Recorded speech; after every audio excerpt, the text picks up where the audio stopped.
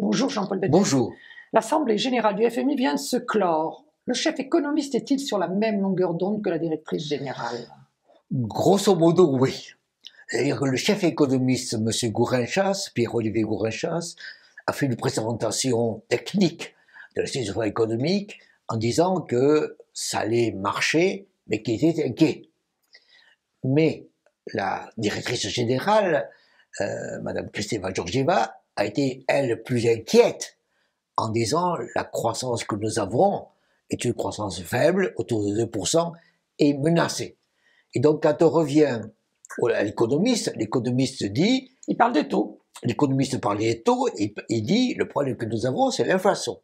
Et donc, il faut continuer, Banque centrale américaine et Banque centrale anglaise, en fait, et européenne, il faut que vous continuiez à augmenter vos taux d'intérêt pour calmer l'inflation et surtout ne pas arrêter par rapport à l'ensemble des hausses que vous avez annoncées. Autrement dit, vous avez une salve qui est annoncée, continuez jusqu'à décembre.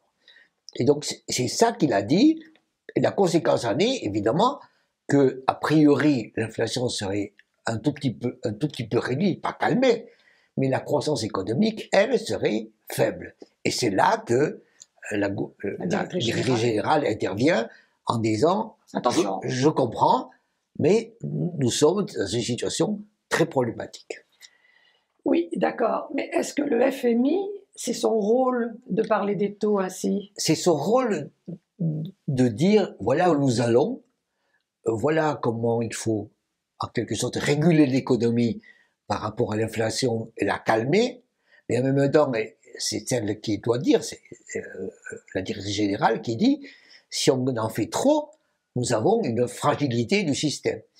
Macroéconomiquement, mondialement, 2% de croissance, c'est faible, mais quand vous allez dans les pays très peu développés, émergents ou pauvres, c'est catastrophique. Et donc, elle se soucie du fait que on peut très bien faire un petit peu maigrir les gros, mais pour les petits et qui sont déjà très maigres, c'est extrêmement dangereux. Et son rôle est à ce moment-là de voir dans quelle mesure on va trop loin, on risque d'aller trop loin par rapport à ces pays fragiles, étant entendu que c'est le FMI qui intervient à ce moment-là pour aider les pays en difficulté. On voit bien ce qu'elle fait aujourd'hui au Myanmar, on voit bien aujourd'hui ce qu'elle fait en Argentine, on voit bien aujourd'hui qu'elle donne des milliards de dollars, qu'elle prête des milliards de dollars, en fait, prête des milliards de dollars à ces pays en difficulté. Et elle craint évidemment que si la situation se détériore, en particulier pour ces pays, il faudra qu'elle intervienne beaucoup, beaucoup plus et beaucoup plus longtemps. Donc chacun a bien été dans son rôle. Chacun a été bien dans son rôle, mais encore faut-il que chacun comprenne. Et chacun interprète d'une certaine manière ce qu'a dit M. Gourinchas en disant continuez ce que vous avez annoncé, de hausse des taux jusqu'à décembre, mais il n'a pas dit après, faites-en moins, arrêtez, attendez un peu. Grosso modo, il a dit... Ça n'est pas à lui de le dire. C'est pas à lui de le dire aujourd'hui. Mais si on voit bien que la situation se détériore beaucoup, peut-être qu'il faudra dire bientôt, attention, faites une pause. J'ai pas dit baisser, j'ai dit faites une pause dans vos hausses. Donc voilà où nous en sommes.